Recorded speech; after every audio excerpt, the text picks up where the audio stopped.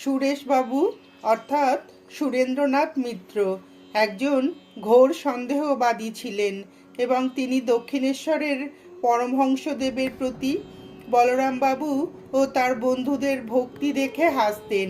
একদিন তিনি বলরামবাবুর সঙ্গে দক্ষিণেশ্বরে গেলেন ভগবত ভক্তির বিরুদ্ধে যুক্তি দিয়ে ঠাকুরকে বিভ্রান্ত করার জন্য। কিন্তু পরে তিনি আমায় বলেছিলেন যে সরল সাধুটির সামনে গিয়ে বসতেই তার মন একেবারে খালি হয়ে গেল। তিনি যে সমস্ত সুন্দর যুক্তির অবতারণা করতে চেয়েছিলেন তার কিছুই তিনি মনে করতে পারলেন না। ঠাকুর সকলের মতো তারও সঙ্গে সস্নেহে কথা বললেন। তারপর তিনি উদাসীনভাবে সুরেশবাবুর জীবনের কিছু তথ্য বলতে আরম্ভ করলেন। সুরেশবাবু তখনই তার দৈব শক্তির পরিচয় পেয়ে তার চরণে পতিত হলেন।